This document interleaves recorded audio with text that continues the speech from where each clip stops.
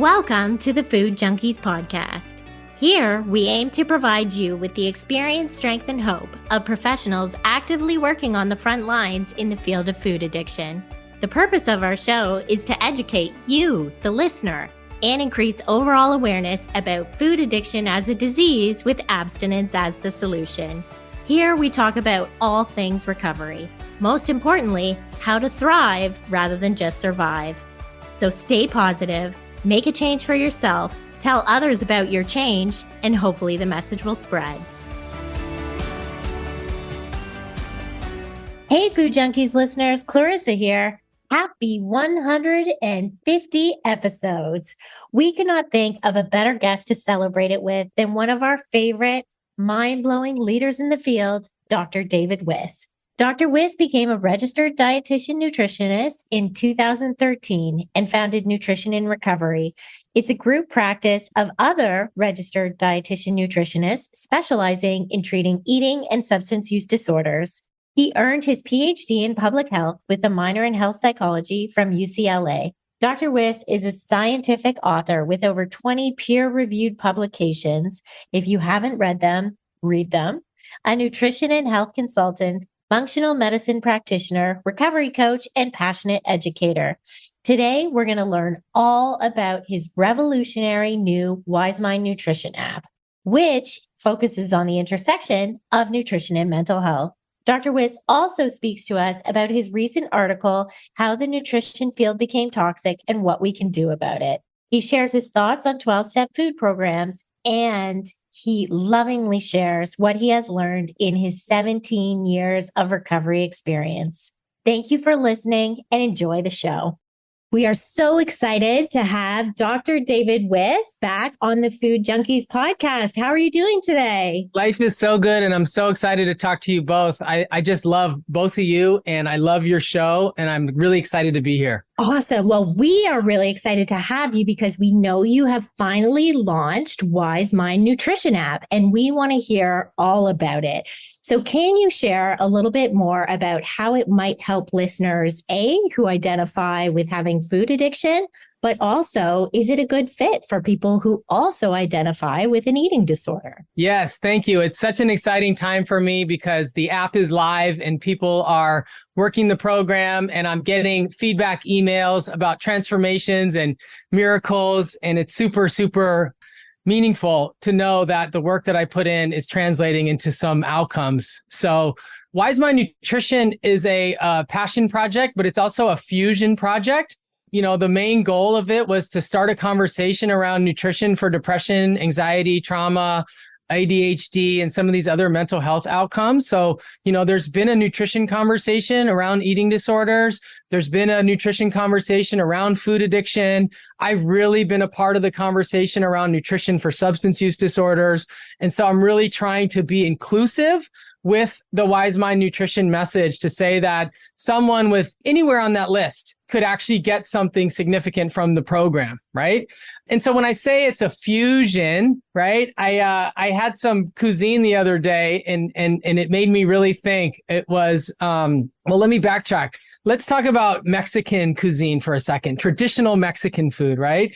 It has a legacy. It has a history. It goes back in time, and there's people that know how this food is made back in Mexico, right? And they might be there to defend it with a warranted sense of pride, right? Like, this is how we do it. This is what we do. This is Mexican food, right? And then you could get some different type of cuisine, like, for example, Korean food, right? Very different from Mexican food, totally different part of the world, has its own historical legacy, has its own traditions, its own set of seasonings and different oils that it uses to create a totally different culinary experience, right? And a person that has a skill set with Korean cuisine might defend their way of serving Korean food and say, no, that's not Korean food. This is Korean food, right? The way they make their kimchi, etc., right? So the other day I had a fusion between Korean food and Mexican food. And it was one of the most amazing things I've ever had. And I've had it before. This is when you could take like the bulgogi and the kimchi and put it in a taco, right? Korean style burrito, right? And as I was eating it, I realized that this was such an intelligent fusion of different specialties, right? That came together, and that it was such a unique experience that felt so, it landed on me as so intelligent. But I also thought that it probably pissed some people that are into Mexican cuisine off a little bit. And it probably pissed some people that were into Korean food off a little bit. The traditionalists were like, no, you can't fuse these two different things. You can't mix that with that. And I realized that there are the people that are traditionalists that will defend something for good reason. This is how we do it around here. And there's people that are into fusion, taking different ideas and bringing them all together in a new and meaningful way. And that's what Wise Mind Nutrition really represents. It really is a fusion energy between traditional eating disorder mindset and some of this new energy around food addiction, the neuroscience of eating behavior. So the majority of my efforts went into creating a food log and a program that could work for someone that had a food addiction and could also work for someone that had a restrictive eating disorder. And that's the beauty of Wise Mind Nutrition. It's a fusion project that brings the intelligence from different traditions all together to create a unique experience that will be like a party in someone's brain. So is there also psychoeducation on this app? Like you say, it's a food log. What else can the listener get from this app? So it started off as a program, which is video-based and has assignments and resources, handouts, recipes. I created a program, started in, 2021 at the beginning of the year, which could be used for someone to become educated and to do some work. So it's a little bit more of an active program than a passive program. I think a lot of people some people prefer just pressing play and kind of kicking back and watching and seeing what you learn. It's active, which means that you're going to be setting intentions. You're going to be doing a little summarizing, writing a paragraph, right? Making some selections.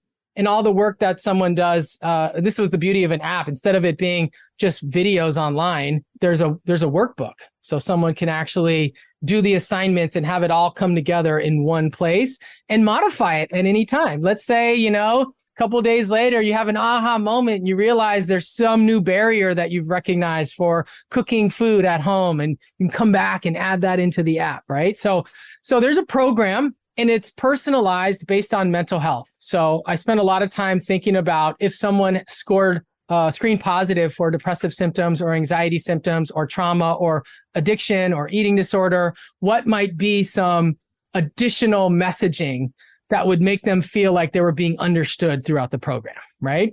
So we come in with additional resources, say, hey, listen, this is a particularly relevant thing for you. Check this out. You should do this, right? And this is based on my years of clinical experience and my work as a scientist using screening tools to figure out if someone's below this or above this, they should probably get a little bit more tailored information, right? So that's the foundation of Wise Mind Nutrition. There's also a food log in there, which I would like to try to present as a novel framework, meaning that it isn't like any of the other food logs that are out there. And the main difference is that, you're able to get very deliberate and intentional about food without using the metrics. I do believe that the numbers are very appealing to people. And there are people that are going to come into the app and say, I don't want an app that doesn't have my numbers, right?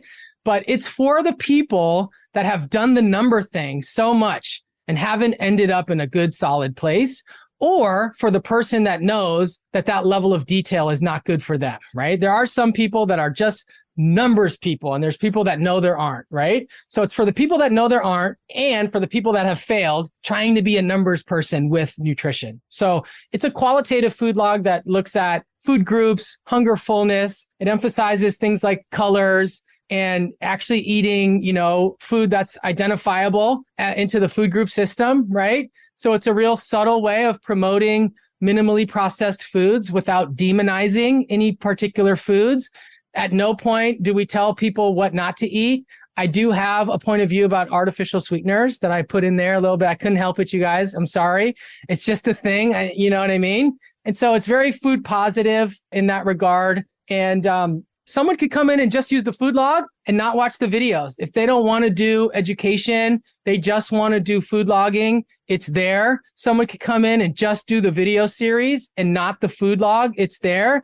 But they're all tied together through a nightly review. The nightly review is at the end of the day, you kind of look back at your day, you look back at the intentions you set, and you ask yourself, what could I have done better? What did I do well? What corrective measures can I take? And it gives someone a chance to just grow. So as someone does a nightly review, it tallies up some components of their food log for the day, like your food group distribution. How many times did you eat the different foods? And it gives you a chance to see what you could do differently the next day. And then it moves someone to the next day in the program.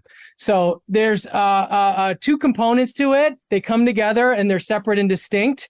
I think the coolest parts about the Wise Mind Nutrition app are, one, the personalized messaging based on mental health scores. And then if someone continues on with the program, they'll be able to see how their mental health improves over time. So you can see, my depression scores have gone down from doing, gut-friendly, anti-inflammatory eating and meditation and other contemplative practices. Cooking my own food has improved my mental health. This is amazing. I want to keep doing that. And the other really awesome part of the app is the connect feature, which allows people to view other people's food logs. So it's originally kind of conceptualized as a clinician connect, to where like a provider like myself or one of you could kind of watch your client as they're logging their food. But I recently realized that framework we're expanding it to where, like, what if my client wants to see my food? Why not? I'm gonna upload some things in there. And what if 4 people that are in recovery together all want to follow each other? And so it's creating a little bit of a community. And there's a level of anonymity to it. You can't see who's following who, and there isn't that level of engagement. But it allows for people to coach other people through the program, to get support, to show support, so that it can really be a recovery movement. It's amazing. I've always, ever since I found you, I think I was just talking to Dr. Kim Dennis on Tuesday, and I was interviewing her for the Kick Sugar Summit. And she was like, who watches these things? And I was, she's like, do professionals watch these things? And I was like, well, I do, because I'm pretty sure that's how I found David, and ever since I found you and started following you on social media and getting to talk to you and collaborate on some things, I think the thing that I've always appreciated about you most is that you're very open about your biases. You're very open about your thoughts on things. And, that recently came out when you wrote an article, I think it was titled "How the Nutrition Field Became Toxic and What We Can Do About It." We were just wondering if you could share a little bit about what inspired you to write that, especially in the light of the most recent stuff we've seen coming out, like in the Washington Post, which highlighted the food industry is being paid, or they're paying influencers, to shape our eating habits. So can you kind of talk to us about what's going on there? That big Washington Post article that really just slammed dietitians came out a month or so after my article, and definitely provided some substantial support for my points of view. And, I appreciated it. I did. I think it was, definitely not well received by a lot of my colleagues, but I was the one that was like, it's kind of true. And we need to talk more about these things. I've been talking about these things for my whole career, right? I started off my career talking about these things.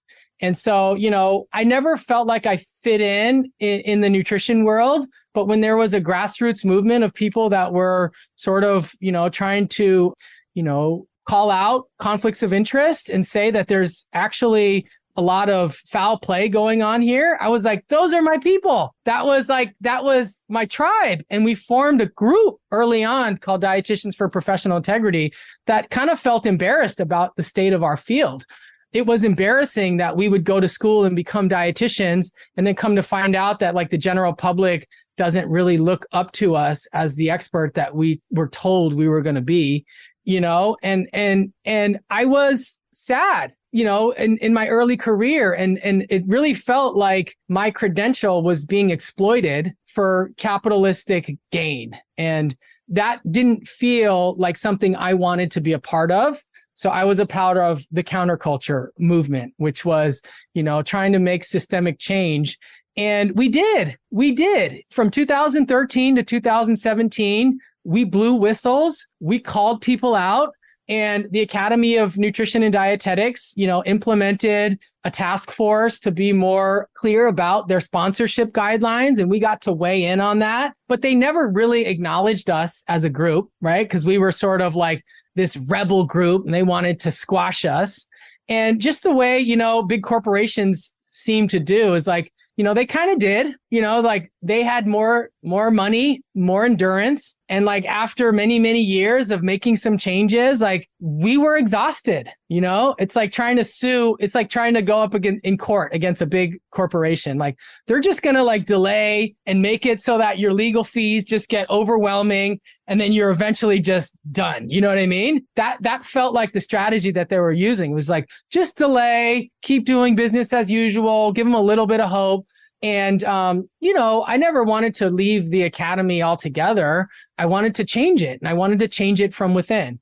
So after that, I felt like a little bit more integrated and I got involved a little bit, but the legacy continued, as you would expect it to be when there's people from multinational food corporations on the board of directors that have agendas, right? And they have ways of spinning narratives. They continue to do that. And they've continued to do it to the point where, I started to notice it happening in the co-opting of the eating disorder message. Right? Is that we have this really important message of food inclusivity for people that are restrictive, right? I've always called it the non-diet message, and there's people that call it the anti-diet message, right? That like you're really against anything that has to do with health, right? And that message is really awesome and useful for a very small subset of the population. And I noticed that these food companies were amplifying the voices of dietitians that had an eating disorder background in order to promote their private profit agendas, right? And I don't even think that a lot of those dietitians that were called out in that article are malicious at all. And I don't even believe any of them to have even thought that they were even doing anything wrong. I believe them to be food positive dietitians that have an ethos of all foods fit that comes from their training. That's their camp. And then when someone comes to them and says, yeah, we think your message is great.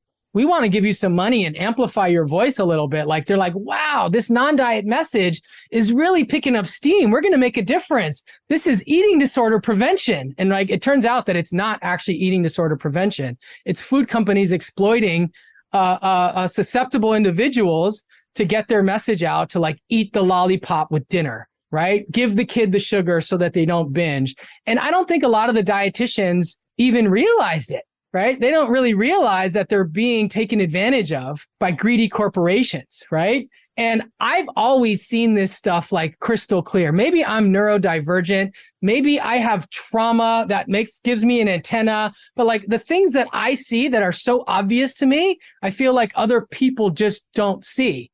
And so I wrote that article to put words and feelings to the stuff that I'm seeing, because I know that either some people aren't seeing it, other dietitians are seeing it, but they're just afraid to say something about it. Or a lot of dietitians and other professionals, eating disorder professionals, have been thinking it subconsciously, but never were able to pull it together. So the feedback from my article, how the nutrition field became toxic and what we can do about it, was overwhelmingly positive. I got so many emails and they're still going, conversations, supervision relationships that were started. And it was a really big move for me to kind of put myself on the line once again and say, I'm willing to take a risk. I'm going to put myself out there. I'm going to share some things about me so that you'll even listen to me in the first place.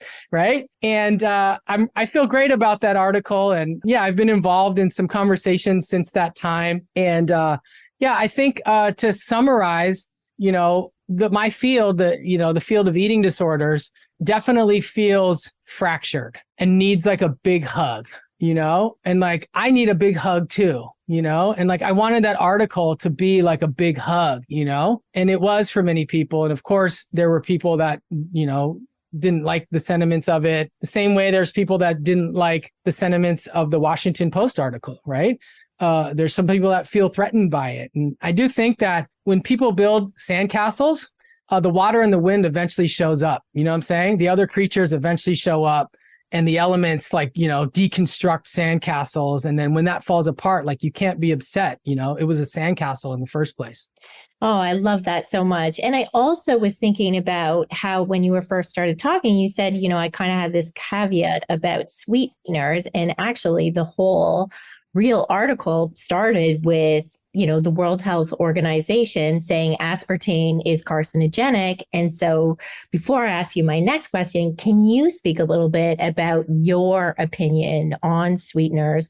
We certainly have individuals who use them as a harm reduction tool, but maybe, your level of education around it and information might be helpful for some people deciding whether to incorporate them or not. It's funny you say that, because as soon as I said, I was like, I take one kind of strong point of view in Wise My Nutrition, and that's like to reduce or eliminate artificial sweetener. I was like, oh, I just lost a bunch of people, right? There's a bunch of people that are like, oh, I'm not going to that app, right? And, I think the way that I message it in the program is to try to re-establish the association between like sweets and energy in the brain. I think that to be a productive thing for long-term eating behaviors. I really, really do. So there's a lot of reasons why we could, demonize or, really target artificial sweeteners as being problematic. And like, I've never been interested in like the cancer outcomes or the long-term health outcomes. I've always been interested more in the kind of more short-term or middle-term relationship with food stuff. There's been research on, gut microbiota being altered in some negative ways, reduced bacterial diversity. There's been some pushback on that literature. There's been some evidence about blood sugar and glycemic response and how the artificial sweeteners help with blood sugar control in the short term. But in the more immediate term, like later on in the day, if someone has actual carbohydrates, the blood sugar response is not as favorable. So you don't get a spike in the first few minutes, but if you have, rice later on, it'll spike more than it normally would if you didn't have the artificial sweeteners. And so that's a key finding that I think, people don't know of. Okay. It's like, the effect later. And that's one of the tricks of research. You can measure things at different time points. You measure something at a short time point, but it doesn't show something at a longer time point, right? But I think the main one for me is just like, I don't know. And I know you guys have a lot of keto listeners and a lot of super low carb listeners, but like, I don't know. I'm kind of a fan of fruit, I am. And I believe in it. Like, I believe that, especially in the mental health conversation, some of the most potent antioxidant compounds and the polyphenol compounds are in those really colorful fruits, And I believe in low carb. I do. I really do. And I know that there's a lot of people that low carb that, can do the blueberries and the blackberries and get some of those really potent colors and get some of those benefits. But yeah, it's been my experience when people use a lot of artificial sweeteners, fruit doesn't taste that good to them or is aversive. And there is a pattern of people using artificial sweeteners and not eating fruit on a more sort of ketogenic, super low carb approach. And I do think that that's an eggshell situation. I do. I think that like it really is. If that's someone's current plan and it's working, it could work in the short term, but in the bigger picture, those are the sort of a lot of recipes for disaster, at least what I've seen clinically, and I don't have the data to back that up. But if someone's on a lower carb plan and they have a little bit of fruit and they've kind of gotten off artificial sweeteners for the most, I feel like that's sustainable and safe. But if someone's like on no fruit, low carb, and a ton of artificial sweeteners, it feels like a binge in the bank to me. It does, know? And I know that there's people that are pulling it off. And again, there's a difference between pulling something off in the short term versus the long term. What's going to happen 5 years from now? You know what I mean? Right. And our listeners are looking for long-term recovery, right? Not that short-term immediate result. It may be sometimes immediate. We want to get that weight, release that weight. But in the long term, we want to be free from the obsession with food. And so that's where I really value your opinion. And again, not to demonize, but just to educate, right? And so, and I've never had a hard time demonizing artificial sweeteners because they're not really food. Yeah, I try not to demonize food. You know what I mean? True. But it's not even food. We're not even talking about food right now. It's like chemicals. Yeah. No, that's awesome. And it's why I appreciate you so much. Hey, Food Junkies listeners. We're just going to take a quick break here to share with you something our team thinks could help benefit your recovery with food, body, or self. Thank you again for listening. Hey, Food Junkie listeners. Have you read the book Food Junkies Recovery from Food Addiction yet? It all starts there. This is the book with the basic theory and clinical knowledge of food addiction. Read this book first to get the basics. Our Food Junkies podcast jumps off from the book and is the ongoing, breathing version, ever growing and ever expanding. Our podcast introduces you to all the issues of food addiction and the who's who of food addiction today. And if we at the Food Junkies podcast have inspired you to action, either to quit sugar or some other triggering foods or behavior, and you need some extra support, then please join the free Facebook group, I'm Sweet Enough, Sugar Free for Life. There you will find a community of people who come from all parts of the spectrum, from the new and just starting out, to the long-timers who call themselves food addicts in recovery, to counselors ready to give back and help you. The Facebook group even offers free support Zoom groups. Basically, it's a great online living resource of food addiction to help you stay sugar-free for life. So please join us.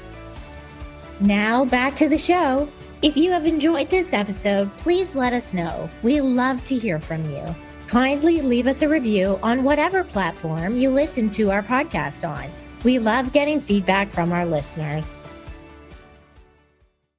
I'm wondering if you can speak a little bit more about the follow the money concept. And maybe if I'm somebody and I'm out there kind of looking for a registered dietitian, someone to really take some nutritional advice from, is there any way that I can determine if they might be aligned with big food? Or is there a way I can spot any kind of nutritional advice that might be credible or not? Any telltale signs? I think one of the bigger criticisms of the Washington Post article was it made it seem like all dietitians are like that. And that is just not the case at all. They picked a handful. And I also want to come back to the eating disorder conversation. Registered dietitian nutritionists are the professionals that treat eating disorders, right? There aren't a lot of other nutrition professionals that can work in eating disorder treatments or in hospitals. So we have a strong bias towards seeing the negatives around food, stronger than any other professional. Someone who works with clinically significant eating disorders for decades has a different perspective about things than someone who's never actually done eating disorder treatment and care. You know what I mean? So registered dietitians have a natural bias toward some of the non-diet or even anti-diet energy. But I think a lot of healthcare professionals have been exploited by big food, selling supplements, chiropractors, doctors, it's the crazy, it's everywhere. So to think that this is a registered dietitian nutritionist phenomenon is a little inaccurate. It is true that registered dietitian nutritionists can have that strong affiliation with food industry friendly messaging, the sort of predictable messaging of oh, there's nothing wrong with GMOs, right? Everything's fine. Don't worry about the colors in the food. You guys are tripping, right? That does come from the registered dietitian more than a lot of other professionals. But I think the follow the money concept is just everywhere in our society, right? Anyone has a bias toward taking money to promote a product or to make money off of a product. And that's just such a pervasive theme in our society that, the reality of it is anything that's online, you should be skeptical of in our day and age, right? And, it's a crazy world where online is becoming the norm. There's a lot of healthcare professionals, and I would consider myself one of them that the majority of my business is not online. I have an office, you know what I mean? And I meet people and get referrals from other healthcare professionals, right? And I don't necessarily depend on online for my business survival, but there's a lot of people that do. Their entire business is based on their online presence. And so, yes, I think follow the money definitely points to big food collaborations that could be suspect in nature, but it also applies to someone that's going to make a catchy video to go viral. with a hook in there because they want more views on their page and more people to buy their course. We are so susceptible to doing things that are outside of our comfort zone for financial gain nowadays. And I think the crazy part is for a lot of people, it's not even outside of their comfort zone. It's just the norm. It's the norm now. You do what you got to do to get views. And these are why people like myself, I think maybe you guys as well, if you have old souls, right? And you just feel like the number one thing in the world is to like have integrity, right? That it's harder to survive in this competitive online world where it is like follow the money. And, there are some of us that, can like get on board and do the online thing. And there's those of us that are like, I'd rather stay true to my original message. And, that's the trade-off of our days. And yeah, that's another reason why I wrote the article. I just want to let people know that I have there's a depth to me. I'm not for sale. You know what I'm saying? You can't buy me out, it'll never happen, I think we feel the same way. We've been approached by companies with products or whatever to be sponsors for the podcast. And we're like, as soon as we do that, now we've aligned with you where it's like promote, right? Like we are literally promoting your product. Like somehow we have the same value system or we agree with what's going on. And so we've said no to everything, right? Like we pay for every single episode that is produced. But at the same time, like you said, like, I'm so very aware of my own biases. And I say, like, listen, I'm a person who's trying to sell you something, right? I'm trying to sell you recovery. I'm maybe trying to sell you the latest workshop that we've got going on. We want you to come to Toronto, right? Like, I am selling things for sure. But like you, David, I feel like, but I can't be bought. Like somebody isn't going to like call me up and say, hey, I'll pay you X amount of dollars to promote my product. It just doesn't like, I don't know if it's the therapist in me, if it's the integrity, the ethicality of, I'm not sure what it is, but there's like everything in me is screaming like, that's not a good idea. Don't do that. Don't hurt somebody. Right. And I think that, in our world today, like if you don't cross collaborate and promote each other's work, like we don't stand a chance, right? We have to do this. But I think the food companies have such a long history of being exploitative and neglecting people that like any kind of food product like makes me nervous and probably makes the two of you nervous too. You know what I mean? But I was mailed something recently from a food company and like I liked it. And I was like, I told them that I liked it, and that like, I ended up like, I liked it so much. I made a short little video and I talked about it. You know what I mean? But it wasn't like, oh, this is an exchange. It was like, I actually thought this was a cool thing for my following. You know what I mean? And like, I felt like that was growth for me because I wasn't like, ooh, if it's big, if it's the food industry, it's evil. I wasn't like that. I was like, no, this is actually a really good product. I believe in what they stand for. And I'm going to say something about it on my channel. And I was like, yeah, let's promote each other. Let's lift each other up. And when we can do it in ways that are mutually beneficial, if we're in alignment, we need that kind of synergy to survive in the online space. But when it's a big multinational billion-dollar food company exploiting a dietitian who makes less than X amount of, I don't even want to say the number per year. You know what I mean? Like, yeah, like that, there's something there, right? That we need to talk about. Absolutely. Yeah. So speaking of that, you have said, I mean, I've heard you say this so many times, but, you've mentioned that like multiple treatment models must coexist because nature is heterogeneous, so this is kind of like thinking about what you just said, like it's something you tried and you're not necessarily looking to get paid like in a sponsorship, but it's something that you might talk about, right? It might help somebody, right? So you said not all forms of disordered eating are the same. And we're wondering if you can expand on this, have you seen some well-intentioned treatments or even like product placements go wrong because it's the wrong treatment modality, or maybe like that person wasn't able or willing to offer something different for their client because of their own personal or professional bias or dogma? Can you talk more about that? I think this is truly the essence of the nutrition field being toxic, right? Which is that, and we've talked about this 100 times, there's group formation camps, right? And the algorithm favors that. If you can join a group and then the algorithm works alongside with that to push it out to people that are in that same camp, right? When you have the Korean burrito, the algorithm just doesn't know what to do with it. You know what I mean? So it's like, where do who wants to eat this, right? You kind of got to like wait for people to try it and then come eat it.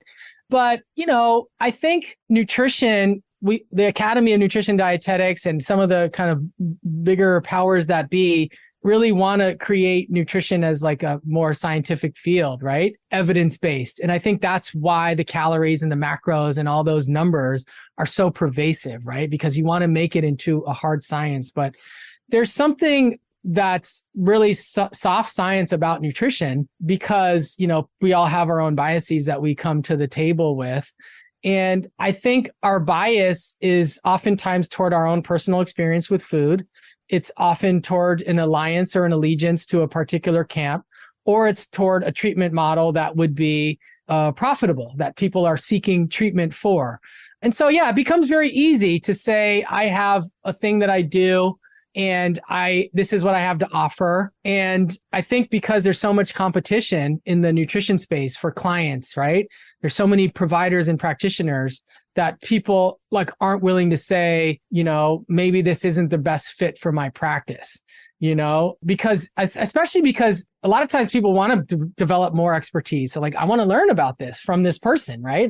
Bring it on. You know what I mean? Bring it on and I'll treat you and learn from you as I go, right? And I don't think that there's anything necessarily wrong with that unless you're dealing with eating disorders, because there is a lot of room for people to do harm with eating disorders, but in general, I think people do want to be expansive, but are very limited to their own lane. And if you looked at that phenomenon in medicine, let's say there was, and I've used this before, a doctor who had a very specific type of cancer treatment, and they just loved that one treatment, right? It was one chemo drug, right?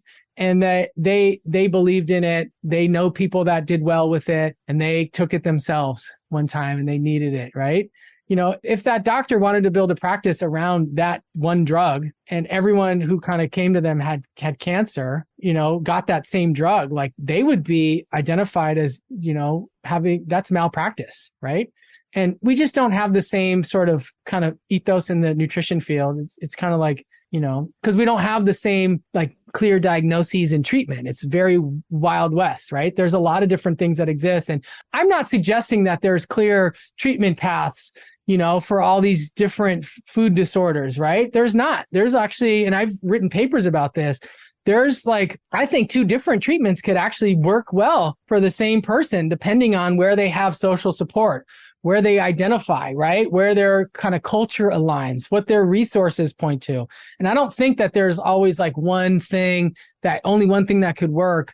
But I do think that too many practitioners are one-trick ponies. Well, and that absolutely. And I think we see that in the mental health addiction world as well, not just in eating disorder. And again, probably in the medical field, healthcare in general.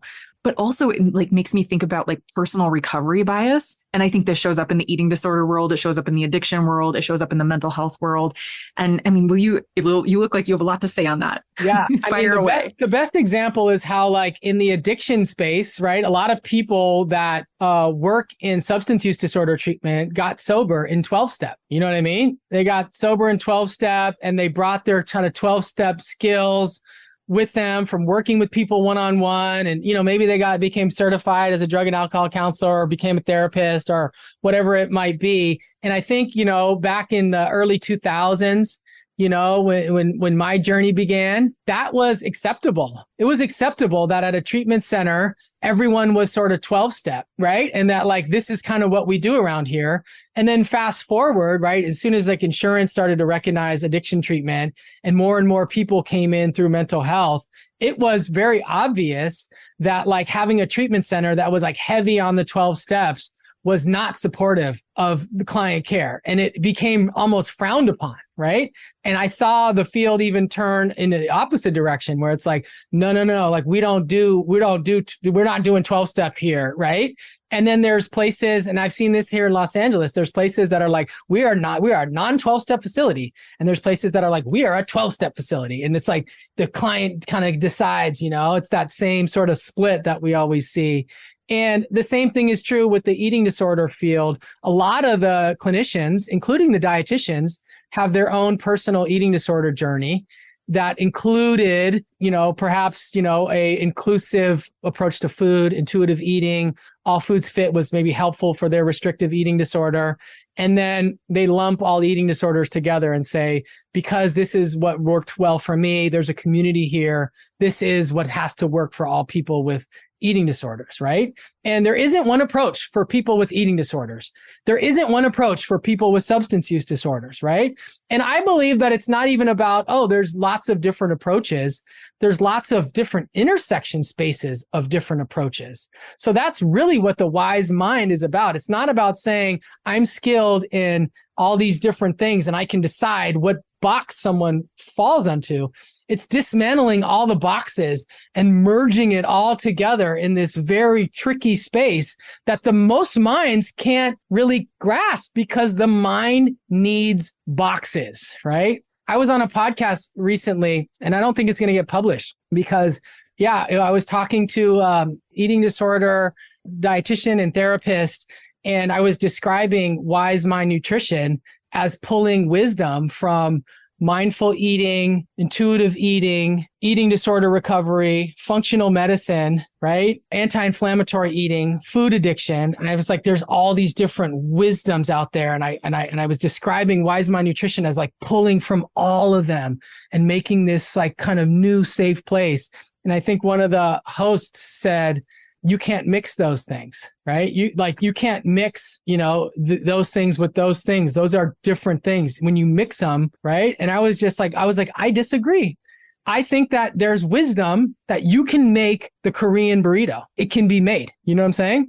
And it should be, if you want to defend your traditional legacy, go for it. But like, we're making fusion over here. We're cooking up a storm. We're giving people new thoughts and new energy for these ever evolving brains because the brains are changing rapidly right now, And so, it was an interesting experience. I've actually had a couple of podcasts that weren't published because I'm the guy. I'm going to speak my mind.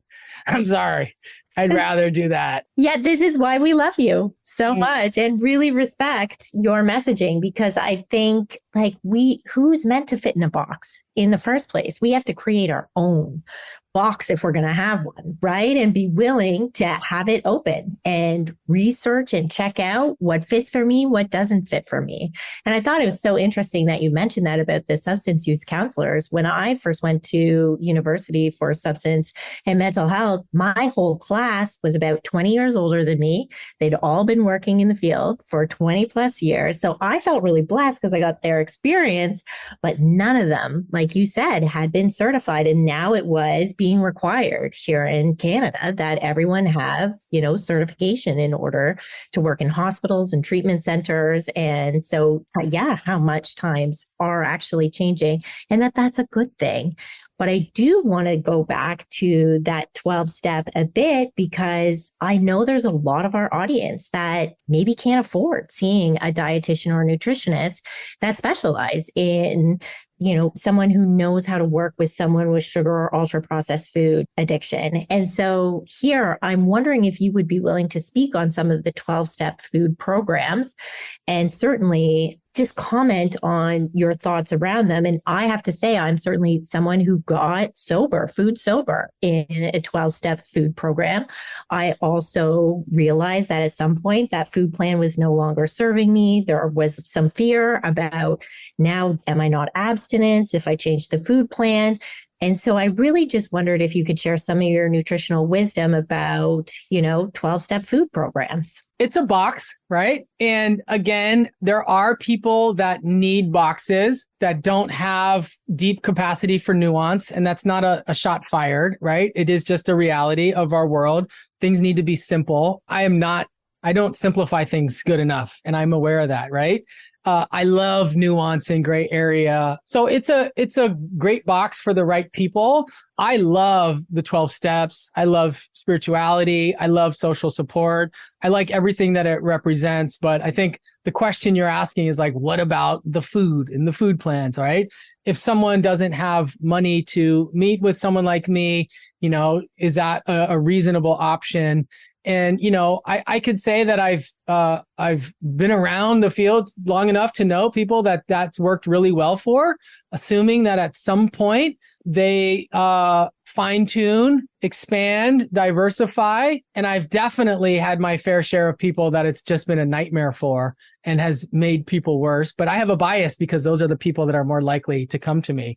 I've done a lot of clinical work with people that have been on food plans and 12-step programs and want to make little changes to it, and so they'll come to someone like me and, let's diversify. Let's not eat the same thing 2 days in a row. Let's add some, I'm like, can we add a few seeds? Like, are seeds okay? And I say that jokingly because, people will cut out seeds because they're high calorie. And that's, it's like seeds are actually really beneficial for a lot of forms of health. And if you focus on calories, you're going to cut out seeds. But if you focus on health and mental health, you're going to probably want to eat seeds. You know what I mean? And so these are the kind of things that I might be able to offer someone. But I do think that there's an emergence of OA, at least, where people are way more open and flexible. And I'm starting to see that as well. And I'm rooting for people that want to do that path and also not feel super pass fail around food. There's something about like starting your day count over because you had an extra ounce of protein that is difficult for me. It's just really difficult for me. And I just don't see that as being part of the solution, So, I want to see more people in the 12-step programs being more flexible with their thing because we know one size doesn't fit all. There isn't going to be a food plan that works for everyone. And sometimes if you do have to see a dietitian or someone comes to see me, it can't always be like figured out just in one session, because like I have to learn about someone first before I can make feedback. And sometimes I have to learn about someone and then observe them for a week, maybe using the app and just like get a sense of who someone is before I can make that recommendation. So I've bumped heads with a few people because they have limited resources and they're like, I can afford one session. I was like, I need you to do two.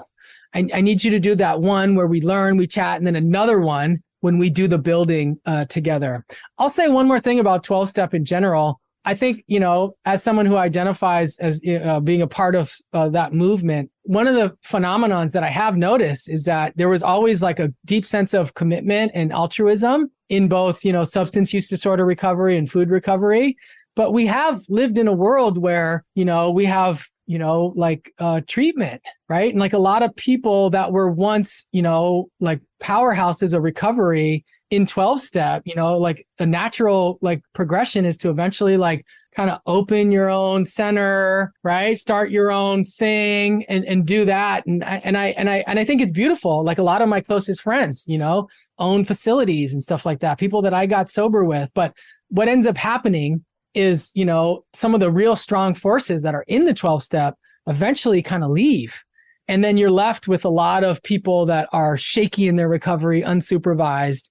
And I think that could be true for, OA and other food-based programs as well. It's like, if the leadership was strong and people were encouraged to like, work the steps and, do what they got to do and make it more than just the food plan, then I think people could do really, really well. But because people are all in crises management, trying to lose weight, they turn the 12-step food program into like, sticking to the food plan. And then you're just not getting the real benefit of what 12-step has to offer. Yeah, I was going to say, I imagine when you work with those individuals, it must really rub up against your clinical philosophy as far as, many of these food plans are weighed and measured. And yet we're hearing about Wise Mind Nutrition app that's saying, yeah, we're not weighing and measuring. We're taking snapshots of like food groups and whatever else, but I don't know how you feel about weighed and measured plans. Yeah, I mean, someone could absolutely weigh and measure their food using the Wise Mind Nutrition app. And there's a additional box if someone wants to add in that detail. It's just not pushed as the thing, right? And I think that we have AI now to take a look at food and tell people like how much is it and what is roughly the calorie. And, I want to do something different because I think a lot of people have this really strong belief that their nutrition has to be perfect and precise. And that just doesn't match nature. You know what I mean? And the level of like imprecision is super jarring to people. You know what I mean? And I get that. And I just have had a lot of clinical experience, like letting someone know that whether it was four ounces of protein or 5 ounces isn't the big detail. Whether or not it was 2/3 of a cup or 3/4 of a cup isn't the thing right now, right? And like when I dismantle the assumption of precision that people have around nutrition, I've seen people experience a level of freedom that is absolutely awesome. That being said, I understand how the human mind works, and that level of vagueness is just too difficult for people.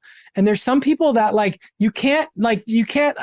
now you have to make a decision at every time you do something. And that's just too difficult in an area that's supercharged, right? So I am not against weighing and measuring food. It's just that I am more biased toward helping someone drop out from a long history of that than trying to move someone toward that. But if someone's doing that and it's working really well and they come to me for like a consult and they want my advice, I'm not going to be inclined to like tell them to stop doing that. I might, if I feel like it's clinically appropriate, I might challenge them, but I'm not so biased toward my own way of eating that I would, bypass someone's lived experience and what they're telling me right there. So I think weighing and measuring can be a good tool, especially in the beginning phases. But I'm not convinced that spending the rest of your life weighing and measuring food is the jam. It can't be. I hear you. And I think, if the food plan wasn't a part of food 12-step program, I don't think there would be as many as there are, right? There would just be OA, the original OA. But, somebody decided avocados shouldn't be on there, or somebody decided something else shouldn't be on there, but artificial sweetener should, right? Like there's all these different biases that showed up. And then, yeah, certainly I like you, I feel the same clinically. That's what I've experienced with folks who come from or even use those programs while working with us, that oftentimes it's seen as like, this is the weight loss program versus, oh, this is how I find my freedom, my peace, my spirituality, my connection, establish a new relationship with food and myself and whatever community. Yeah. And I think one of the biggest criticisms of 12-step in general is like its inability to evolve over time, right? And I think, there's people that have a problem with the, sexist language in the big book and want to, like there's things that need to be changed. And, I am like a original 1939 kind of person. Like I'm into that, you know what I mean? But I also understand like how important it is to bring it into the context of our current lives. And so back to the food thing, in 1989, being off avocados and being on an artificial sweetener, like might have been helpful to some people. The question is that helpful? Does the current science and the current environment, the current guts that we have and the current brains that we have, is that true in 2023? And we'd probably be like, no, you'd be better off eating the whole avocado and ditching the artificial sweeteners, right? But like the 12-step program doesn't know how to catch up to the science and evolve. That's why we need people like us, to be able to talk to people and to individualize treatment. Absolutely. So speaking of 12-step and recovery and all of that, we know that you've recently celebrated 17 years in recovery.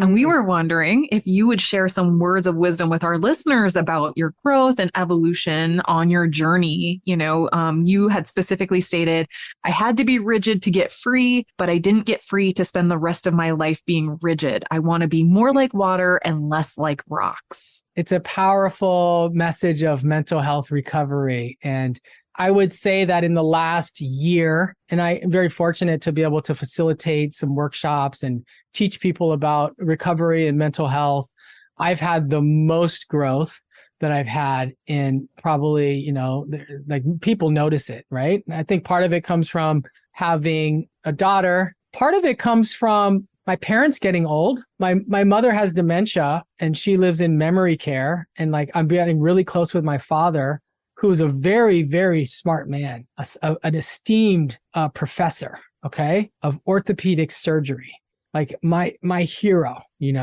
and he's in his 70s and I'm able to see how cognitive inflexibility plays out. And I know it's a thing for older people, right? Like for people that are aging, you're not like easily forming new ideas. You get kind of fixed. And I've been able to really see that I do have a level of rigidity about me that I get from my dad. And then I also get from being someone that had to be really rigid to stop drinking alcohol and doing hard drugs. You know what I mean?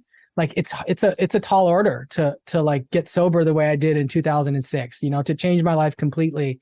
But what I've really been able to see is that while the rigidity was helpful, it's not going to be helpful to me as I move into my older ages. It's not helpful in the realm of mental health as a treatment provider.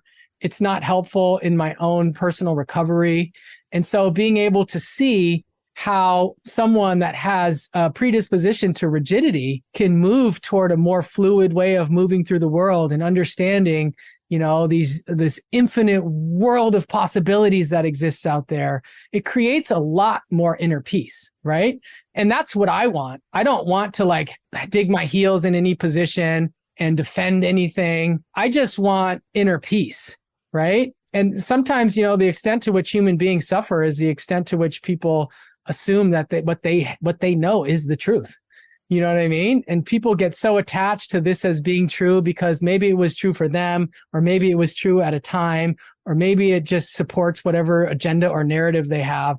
But when you can really step into this infinite realm of, dialectical thinking and multiple truths and be open to a lot of different possibilities, things aren't jarring as the way they used to be. And that's been the real great gift of my recovery. I'm not really turned off by the way other people do recovery. I don't feel threatened by other modalities.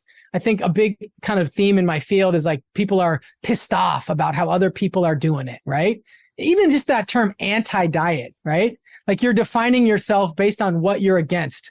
Why don't you define yourself based on what you're for rather than what you're against? So I don't feel like I'm strongly against anything except big corrupt corporations. That's the thing that I'm let's go. We need to power to the people and artificial sweeteners. I have a protein powder that has stevia in it. I just want to say that online. Okay. I'm not so against it that I don't think it has a place. I just think people have been duped by it. People have been tricked by it. And we need to wake people up. You know what I'm saying? Yeah, absolutely. Yeah. Absolutely. I couldn't agree more about what you said there with the resistance to change to being the suffering. And that, allowing for change is where the peace happens. And so I'm wondering, now that you found this peace, what's next for you? What are you working on? What are you excited about? Yeah, thank you for that question. I couldn't be more excited about Wise Mind Nutrition. And, I really would like to see practitioners and providers lean into it and think about it as a potential tool for their clients. There's a lot of free features. So for example, if you're a coach, check it out for free, log some meals, watch some videos. You could have one of your clients come in and you could follow them. It's all free. You can just see if you like the energy. And I really want to build a community of people who think in this wise-minded way, that are really trying to break free from polarization and to create non-toxic nutrition culture. And, I put a lot of myself on the line, being adversarial to the gatekeeper culture, right? Speaking up about the injustices. And I think it really is for the sake of practitioners who want to feel like confident and competent in our career, but really for the patients, I do have a thing for coaches and providers because of, the way my mind works. I really like to supervise people and help them become efficient in thinking in ways that are nuanced and that can be super helpful to their clients. So yeah, right now my energy is focused on building a community of other practitioners and providers that want to build Wise Mind Nutrition into their practice so that our jobs can be a little bit more fluid and you can know that people are getting lots of different energy and that they can find where they are the energetic match. And I believe that when we take care of ourselves, the universe matches us to the right energy. And I'm really hoping to see Wise Mind Nutrition be a source of care for a lot of people. And I'm here to provide ongoing support. If people want to hop on a Zoom and just learn more about it, I'm here for it. I want to really continue this conversation. And the coolest part about building an app, this is the coolest part. This is why I'm so glad I didn't build a course, is that I can constantly update it, iterate it. It would be super easy for me to add in a link to this podcast on one of the modules. You know what I mean? Create a new video, change the energy, create some additional programming, get a guest who has a point of view that wants to make a 2-minute video and put it right in the app, right? So it's this living, breathing thing that I want to grow and change and evolve based on feedback from the users, right? So inviting all feedback on the Wise Mind Nutrition program, food log, and the experience all together. Amazing, David. Thank you so much for being here with us today. We love having you, and I can't wait to check out the app. Yeah, get it for Android. Get on that. Yeah, I know. Trust me, I am on it. it is his nemesis right now. I know. I know. Thank you again. Thank you both. Thanks for joining us this week on Food Junkies, Recovery from Food Addiction. Make sure to join our Facebook group, Sugar Free for Life support group, I'm Sweet Enough. You can subscribe to our show in iTunes or Stitchers. That way you'll never miss an episode. While you're at it, if you found value in this show, we'd appreciate a rating on iTunes. Or if you'd simply tell a friend about the show, that would help us out too. Don't forget to pick up your copy of Dr. Tarman's book, Food Junkies, which is available on Amazon. If you have any additional questions, both Molly and Clarrisa are food addiction professionals and work one-on-one with clients. You can find their websites and email addresses in the show notes. Be sure to tune in every Friday when our new episodes drop. As Vera loves to say, the power is ours.